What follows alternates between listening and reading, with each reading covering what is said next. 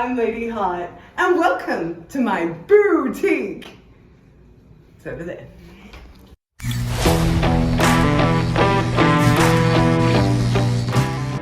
This is where the magic happens.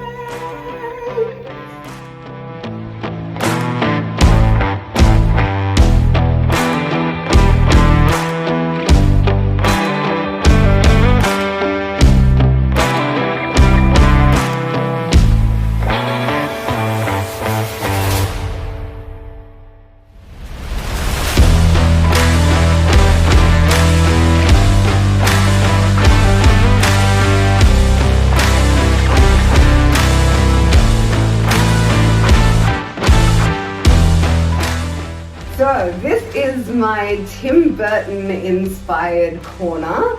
So I love the black and white stripes. Tim Burton is obviously a huge inspiration to me.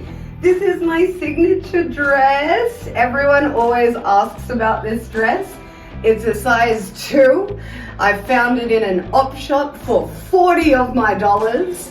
I know, I didn't make it unfortunately, and she's too beautiful to really add anything to, so I just like to let her go as she is. Now this guy, this one isn't actually finished yet, but obviously it is inspired by the Beetlejuice scene where he also has the arms that roll down and out, but I do have to finish this one. I was aiming to have it done by last Halloween, but due to the amount of costumes that I had to wear last year, this one didn't get as much of a workout as it should, so that will definitely be remedied this Halloween. And then I got my Oogie! Having Oogie out has been the best, so I can just always look at my Oogie. So good! It's such a warm costume too. This has got like fleece lining, so it's not great for, you know, when you want to pull it out for Christmas routines. Gets hot around them, but any other time of the year, it's good to go. What else have I got? I've got my Sandy the Sandworm that I made up here, which is a hand puppet. These are the Krampus horns I made over last Christmas, so some of you might have seen our Krampus DIY makeover video. If not, I am linking a card at the top of the screen right now. I made quite a few horn headpieces now, but this style that I did with it using styrofoam rather than cardboard, which I usually do, has actually just improved my horn quality so much. So I'll slide you the horn. These pasties are made by Empress Erie and they're so sparkly. I love them. So yeah, I will be turning this, I think, into some sort of, you know what I want to turn it into? I want to do like a Lady Wendigo kind of costume. So something I might be cooking up in the future. Then we got a mix of a few things over here. This is generally everyone's sort of favorite headpiece. I smashed it all over the road during the move, so I need to fix this poor skull. This was made for my medicine woman routine, which I actually never ended up finishing, so I might get back into finishing off that routine and bringing it to a stage.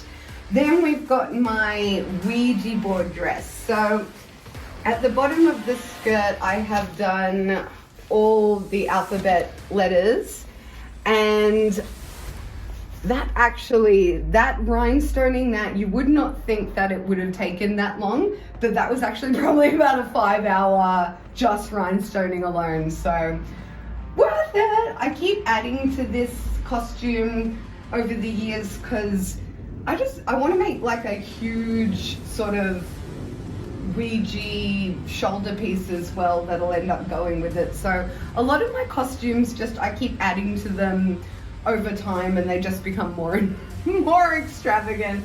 I don't think that's a bad thing. But the dress is absolutely gorgeous. This was actually a designer dress. I can't remember the brand, but it's unfortunately now too big for me. So when I wear it, I have to safety pin the entire back in. But it's absolutely gorgeous and I love adding things to it. Don't want to add too much to ruin the original piece should I want to wear it as a dress on its own. And I've got cute gloves.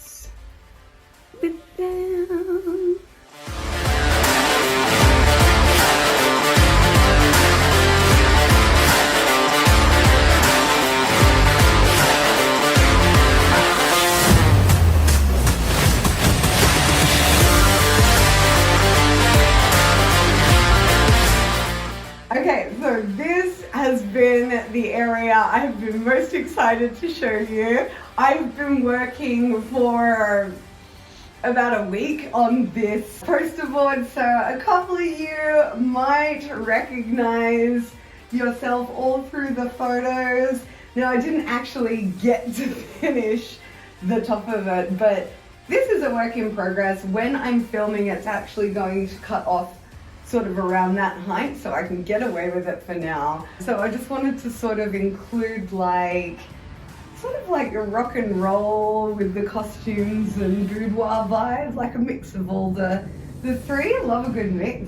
So the poster wall is made up of a lot of the projects and events that I've been working on over the last couple of years, photo shoots that we've had with friends, a lot of behind the scenes, the Death of Miss Diva shots.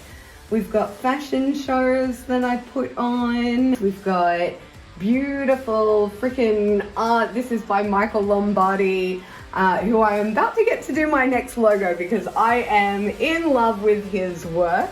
We've got just some slogans that I really love, obviously my favorite bands, concert tickets, backstage madness. So yeah, a lot of just inspirations and I suppose like the bulk of all the adventures and fun that I have. I can't wait to add to it as we do more fun stuff, so yay! Some of you might recognize this set. I made this for a very special project I did last year. So it's this crystal face mask and absolutely amazing rhinestone cowboy hat. And I'll tell you a little secret about it as well. All of these are from those Kmart face gems that you get for your little festivals and things like that. I've had a few people ask me, are they nails? Are they fake nails? I'm like, no, Kmart sparklies for your face. Costume corner! So this is only some of the costumes. There are still a lot to be unpacked. But what was an absolute game changer was this picture railing holds mannequin heads. That is just the greatest freaking thing of my entire life. So I need more heads and to make more head pieces, obviously. But here is some of my costumes. So, you might recognize a couple that you've seen quite a bit of. All my rufflies that I make in different colors. That was for the Easter shoot we had recently. My ruined and recycled fashion collection. And then there's just lots of costumes just for my own amusement. Oh. No one's seen this because I didn't actually finish this routine and it is one of my favorite little reveals. So that's the skirt part, right? And you're dancing around, you've got your panel skirt on and then, so it's got these little clips and ta-da! And then it pulls off so you can throw that and then you can show off your little knickers. So that's one of my favorite reveals that no one's ever seen. So now you've all seen it, I suppose I better put it on stage. So this is the Queen of Hearts shoulder piece that I made. I think I might have too much gown and hair on today to put it on.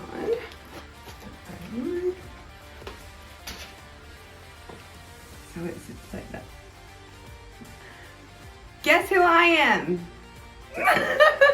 This I made out of, it's a wire base, and because it was just for me, I did a very lazy back. This is actually, you're gonna laugh, it's vinyl tablecloth covering that you get from like $2 stores, but it had this beautiful gold sort of swirly pattern on it, so I decided, yeah, that's gonna make it work. Now the back, obviously, when I wasn't trying to make it within 2 days, I would do another vinyl back or something similar around this. This is actually just some cool paper that Maya Mercury got me, and I just liked the way it looked so much that I decided to whack that on as a temporary back. But yeah, the shape of it inside is like a wire construction.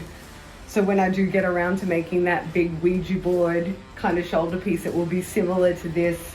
But better! They're a little bit of a challenge, which I always love. So if you would like to see me make one of these or show you how you can make one of these, let me know in the comments below. Oh, I've got these matching shoes I actually made to go with these. So these are rhinestone to the gods, and then I've done a collage on the heels of them. Unfortunately, I am absolutely terrible at walking in heels, so they're much more photo shoot and display shoes rather than Lady Hart walking around in them shoes. And the good thing about this room is it's got its own entrance. So it's like, oh, you're coming for a fitting or an interview. Come on through the separate entrance. So I love that, that's amazing. And then last, I've just got a couple of my sashes on display and my crowns. This was the DIY Burlesque Koala winner's crown that Emmeline Spankert's made.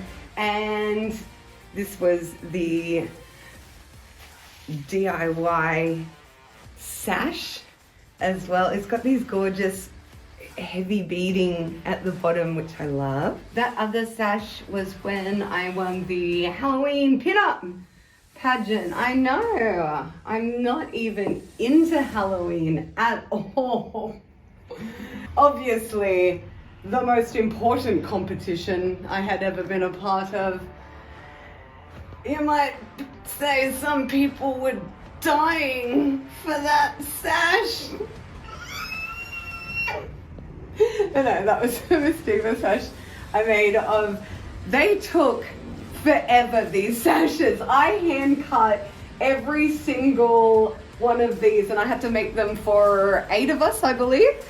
I sat there for about 2 days and hand cut all of those out. The letters are made from like EV glitter foam sheet, so easy to cut but so fiddly, and yeah, definitely worth it though. These were my COVID lockdown rhinestoning project boots. I think I had to do about 5 separate orders of rhinestones because I kept thinking that I would have enough, and you never ever have enough. Always over order rhinestones. I know I'm preaching this to the choir, but they clearly go with this outfit perfectly as well. I love this space so much, not just because I get to put out so much of my work to look at that continues to inspire me and make me want to improve my skills so I can make even better costumes and create even bigger projects. So I guess this space is becoming an amalgamation of all the different facets of Lady Hart, and to be able to combine them all into the one space and have set up for both costumes, set up for filming and set up for space for making things. It's really just such an upgrade and such a dream come true. So yeah, I'm going to be very happy working in this space.